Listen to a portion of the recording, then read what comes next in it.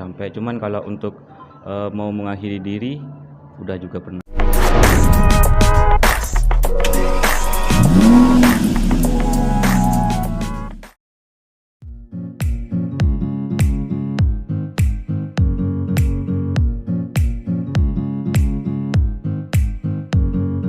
Nama saya Yofi Dewi Parmita dengan NIM 211C10092 dari Prodi Pendidikan Biologi mahasiswa Universitas PGRI Argopuro Jember.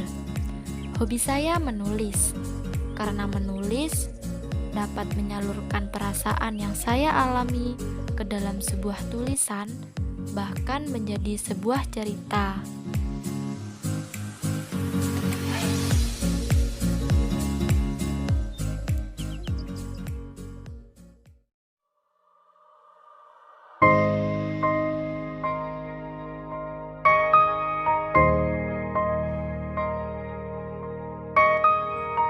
Nama saya Imelda Febi Natasha, biasa disapa Imelda. Saya tercatat sebagai mahasiswa Universitas PGRI Argopuro Jember.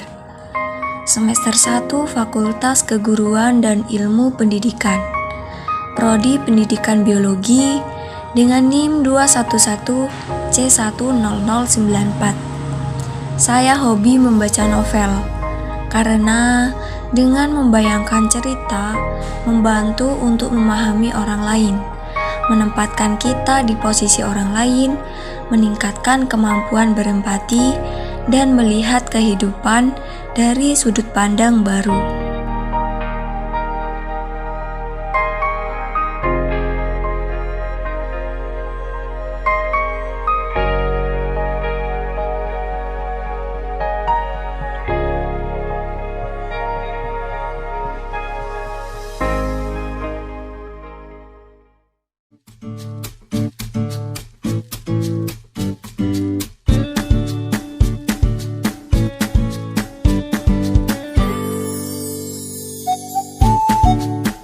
Nama saya Kurnia Putri Fatimatus Jahroh, biasa dipanggil Kurnia, dengan NIM 211C10008, program studi Pendidikan Biologi Universitas PGRI Argopuro Jember. Saya mempunyai hobi membaca novel. Selain membaca novel, saya suka mendengarkan musik, karena menurut saya musik bisa mewakili perasaan kita, entah itu sedang bahagia ataupun sedih.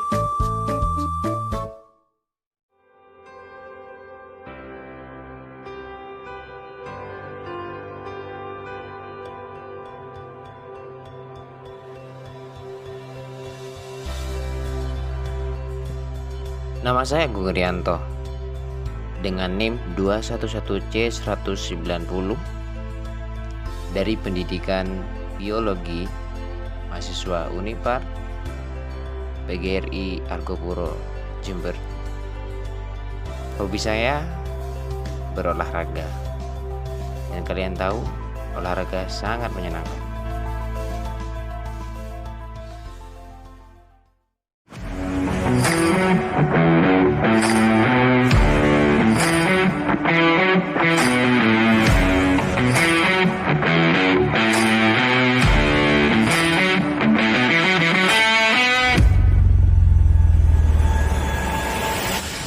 Nama saya Sobri Aminullah, biasa dipanggil Sobri, dari Prodi Pendidikan Biologi dengan NIM 211C129, semester 1 mahasiswa Universitas PGRI Argopuro Jember. Hobi saya sangat suka olahraga, yang salah satunya ialah bela diri pencaksilat, karena bagi saya bela diri tersebut sangat penting bagi diri saya untuk menjaga diri dari hal-hal yang tidak memungkinkan. Bismillahirrahmanirrahim. Assalamualaikum warahmatullahi wabarakatuh. Kami dari kelompok 4 untuk mata kuliah kesetaraan gender Prodi Pendidikan Biologi. Hari ini kami akan melakukan wawancara bersama Mas Rama sekaligus narasumber kita. Ya, bagaimana kabarnya Mas Rama? Bagaimana kabarnya, Mas? Alhamdulillah sehat. Alhamdulillah. Di sini kami dari Pendidikan Biologi dari kelompok 4 ingin mengetahui banyak hal tentang apapun yang Mas Rama jalani selama hidup dan khususnya bangkit dari keterpurukan yang sampean alami hari ini. Nah, untuk selanjutnya saya serahkan kepada Mbak Kurnia untuk mewawancari Mas secara lebih detail. Sejak kapan Mas Rama ini mengalami tunanetra? Si Mbak Kurnia tersebut menggunakan kata tunanetra memang dari sebelum pembuatan video, sebelum melaksanakan wawancara memang sudah ditanyakan kepada si Mas Rama. Mas Rama lebih fair dibilang tunanetra atau kata buta. Oh, sudah bilang tunanetra saja Mbak, nggak apa-apa. Nah, gitu kata si Mas Rama. Kemudian si Mas Rama tersebut mengalami kebutaan atau tunanetra. Dia mulai dari umur 15 tahun, kelas 3 SMP. Dan yang menyebabkan Mas Rama buta tersebut bukan dari sejak lahir. Maksudnya bukan mulai dari sejak kandungan, akan tetapi penyebabnya Mas Rama dia bisa mengalami tunanetra, dia jatuh di kamar mandi, begitu. Kalau mengalami tunanetra itu sejak usia 15 tahun, kelas 3 SMP. Awalnya Masnya itu mengalami tunanetra itu karena apa? Karena jatuh di kamar mandi. Berarti Mas Rama ini mengalami tunanetra bukan dari sejak lahir, tapi dari kecelakaan gitu, Mas. Kan mengalami tunanetra. Ya. Apa yang dirasakan pertama kali jika Mas Rama tidak bisa melihat? Untuk pertanyaan yang kedua ini menanyakan bagaimana rasanya Mas Rama mengalami tunanetra. Ya, jadi jawabannya Mas Rama sangat santai. Yang dia rasakan yang pertama kali ya pastinya down. Kayak mata tertutup. Tidak melihat apa-apa. Begitu. Sehingga Mas Rama tersebut hampir ingin mengakhiri hidupnya. Alhamdulillah sama Allah Sang Kuasa masih diberi jalan yang lebih baik. Sehingga pengakhiran untuk mengakhiri dirinya gak menjadi gagal. Masih diberi petunjuk lain oleh Allah Subhanahu wa taala. Pastinya ya down.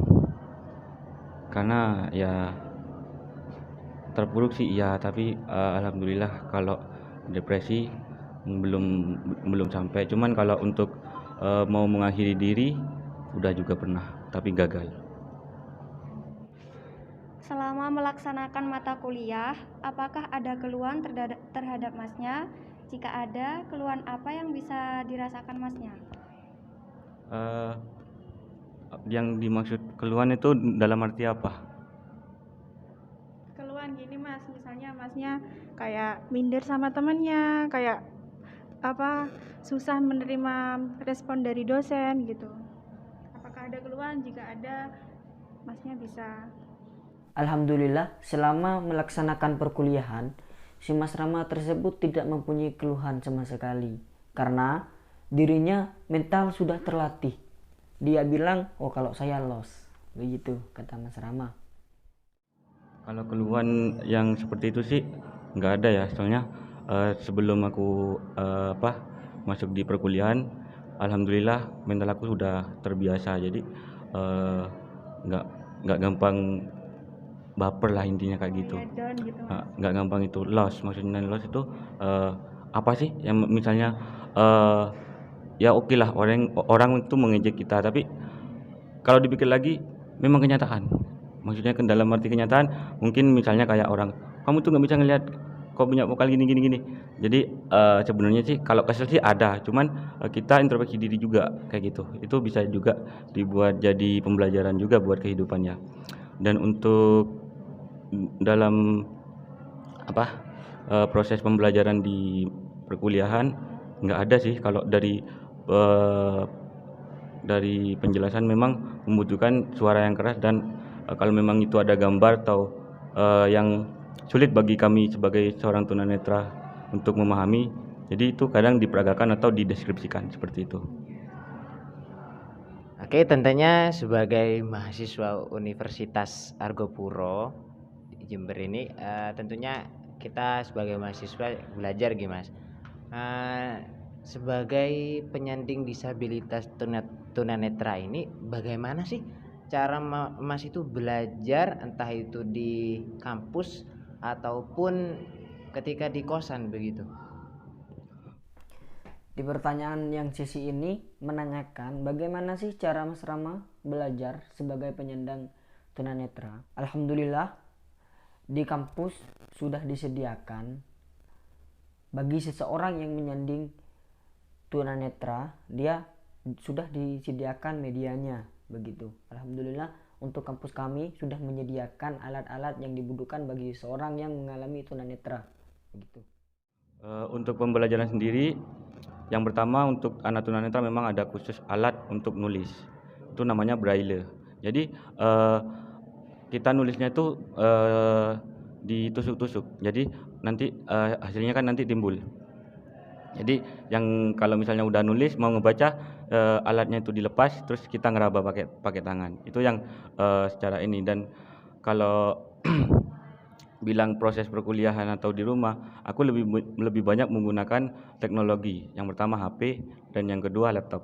Karena teknologi untuk seorang tunanetra juga mendukung karena ada aksesibilitas. Jadi kayak aplikasi screen reader itu atau aplikasi membaca layar itu sangat membantu buat penyandang disabilitas, khususnya disabilitas netra gitu. Jadi semuanya sama, cuman cara pengoperasiannya yang agak rumit. Kan selama Mas menyandang tunanetra ini, apakah ketika di perkuliahan penyandang disabilitas ini ada biaya khusus untuk pelayanan lah istilahnya? Dari kampus? Iya, dari kampus. Mungkin yang dimaksud beasiswa ya? Iya. Ya ada. Jadi di Unipar ini setahu saya itu memang ada semacam beasiswa seperti itu, akan tetapi yang disabilitas itu ada sendiri. Oke. Wah, sampai nih orang hebat. Nah, bagaimana kita ini pengen tahu kiat-kiat sampean bagaimana sih caranya untuk bangkit dan menganggap bahwa kita ini walaupun dalam keterbatasan apapun ini, bagaimana caranya kita bangkit dan bisa tetap semangat menjalani hidup begitu. Dalam sesi ini kami selaku seseorang yang sempurna, maksudnya yang tidak menyandang disabilitas, khususnya kelompok kami sangat belajar terhadap narasumber kami, karena beliau tersebut sangat bersyukur kepada Allah Subhanahu wa taala walaupun dalam keadaan seperti itu. Karena yang beliau lakukan bangkit dari keterpurukan, dia hanya bersyukur kepada Allah, sehingga dia mencontohkan manusia dengan cicak begitu. Dan beliau juga mengaplikasikan apa yang ada di dalam Al-Quran. La in syakartum la azidannakum wa la in kafartum inna azabi lasadid. Begitu janji Allah. Apabila engkau bersyukur, maka akan saya tambahkan. Dan apabila engkau mengingkari nikmat yang saya beri, maka azab saya sangat pedih. Begitu. Dan pelajaran yang dapat kelompok kita ambil dari Mas Rama tersebut, dia adalah seseorang yang hebat. Dia adalah seseorang yang pandai bersyukur walaupun dalam keadaan seperti itu. Kami kelompok 4 sangat-sangat berterima kasih atas pelajaran yang diberikan oleh Mas Rama tersebut. Kuncinya cuma satu, yaitu bersyukur. Sekarang kita bedah lagi. Kita ini sebagai makhluk Tuhan, dan di dunia ini makhluk Tuhan bukan cuma manusia aja kan, ada tumbuhan, ada hewan. Nah, saya mau memfisiologikan di hewan cicak. Cicak itu hidupnya nempel di dinding. Nah, ketika malam dia lapar, dia keluar, dan ada nyamuk 1-2, plet dimakan, dia kenyang, balik lagi tidur lagi. Nah, kenapa dia tuh nggak kurang gitu kan ya? Karena dia bersyukur, karena dia berpikir setelah dia makan nyamuk kenyang, oh ya udah, sekarang aku kenyang, besok pasti ada lagi, pasti dikasih sama sama yang maha kuasa. Ada nggak cicak cari makan sambil bawa karung? Oh tidak. Nggak ada kan? Bawa kantong? Nggak ada kan? Ya, seperti itu. Karena dia tuh bersyukur. Jadi setiap dia habis makan kenyang, udah dia pulang. Besok pasti dikasih lagi sama yang maha kuasa. Tetapi manusia enggak. Padahal kalau dipikir dari logika, manusia itu makhluk yang paling sempurna di dunia ini. Iya. Kenapa? Kehidupan manusia itu lebih bisa dibilang lebih buruk dari makhluk hidup yang lain. Karena manusia kurang bersyukur, kayak gitu. Jadi dengan kata bersyukur itu menjadi sebuah kayak sebuah dibilang kesimpulan sih bukan, cuman dibandingkan dengan hewan, misalnya ada ayam, sekarang pindah ke ayam. Ayam itu memang dipelihara, pasti dikasih makan. Tapi ketika majikannya itu sibuk, itu kan pasti lupa kan untuk beli makan. Tapi ayam itu cari sendiri gitu. Dan ayam juga nyari makan, dapat kenyang pulang, nggak ada ayam tuh bawa bak cari makan, bawa bak, nggak ada kan. Kenapa? Tapi hewan-hewan seperti ayam sama cicak ada nggak yang masuk rumah sakit? Oh tidak ada. Ada nggak ayam sama cicak itu mengalami darah tinggi, stroke, ada nggak? Tidak ada. Nggak ada, karena dia tuh sebagai makhluk Tuhan bersyukur. Jadi setiap dia dikasih kenikmatan sama yang kuasa, udah cukup buat dia, udah besok pasti dikasih lagi. Begitu juga dengan manusia. Manusia tuh selalu kurang aja. Sebenarnya yang mengadakan maksudnya tuh yang membuat orang itu sakit, kalau misalnya sakit kena darah tinggi gitu kan, karena pikiran kan. Karena pikiran kan. Kenapa harus berpikir seperti itu? Karena manusia tuh kurang aja pikirnya. Iya, kurang, udah dikasih, udah punya mobil, udah di DPR, jabatannya besar, maksudnya tuh gajinya besar, jabatannya tinggi, tapi masih aja korupsi. Banyak kan DPR atau pejabat pemerintah lainnya itu yang kena koruptor gara-gara ya itu tadi.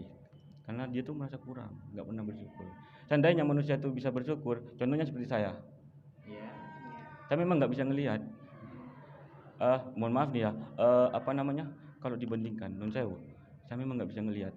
Saya tuh orang Islam, saya punya kewajiban sholat 5 waktu.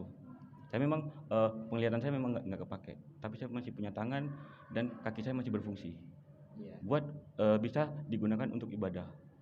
Sekarang gimana dengan anak disabilitas yang ini tunadaksa, yang nggak punya kaki dan sama yang nggak punya tangan? Kalau dipikir-pikir ya bukannya apa sih, saya tuh bersyukur sekalipun saya nggak punya penglihatan, tapi saya masih punya organ tubuh yang bisa berfungsi untuk apa yang seharusnya saya lakukan sebagai umat muslim agama Islam, kayak gitu. Ya, dari penyampaian dari yang Mas Rama jelaskan itu sangat menggugah hati kami, dan semoga ini juga menggugah hati teman-teman yang menonton video kita, dan semoga terus ke depannya sampai diberikan kesehatan, diberikan kebarokahan dalam menuntut ilmu di kampus kita hingga lulus nanti, dan semoga kita juga dalam keadaan sehat. Apa sih motivasi yang paling Mas Rama pegang untuk menjalani hidup? Motivasi untuk kalian kayak gitu maksudnya? Iya.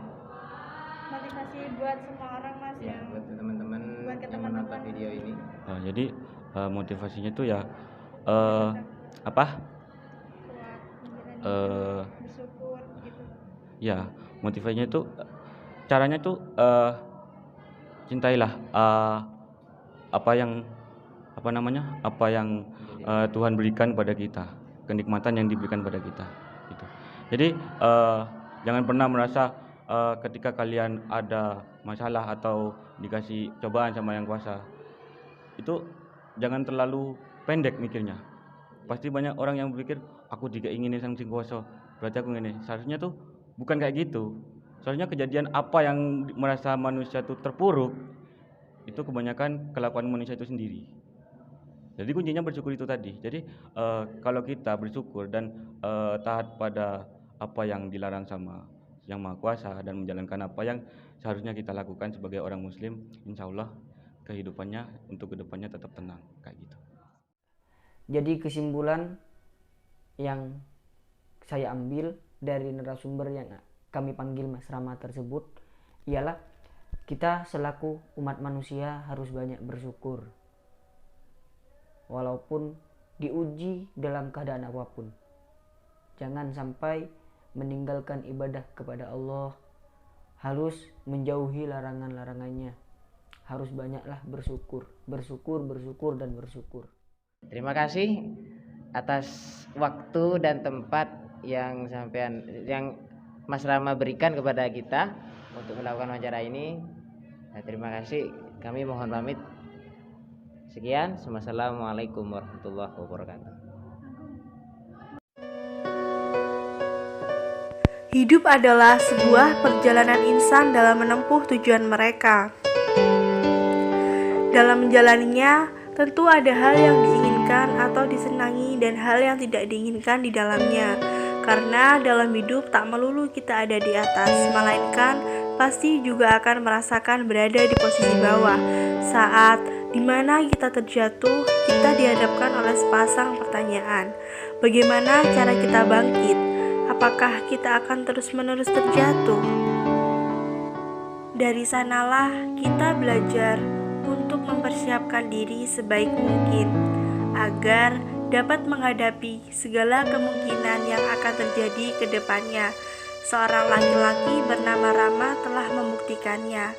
Dia seorang penyandang kebutaan alias tunanetra, bangkit atas keterpurukannya akibat kecelakaan yang menimpanya.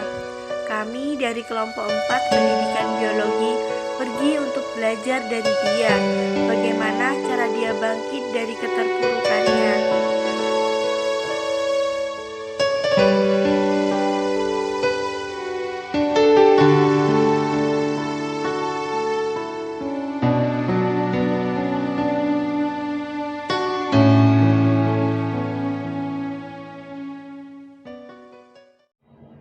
Oke Mas, untuk ini apa sih motivasi terbaik yang akan sampai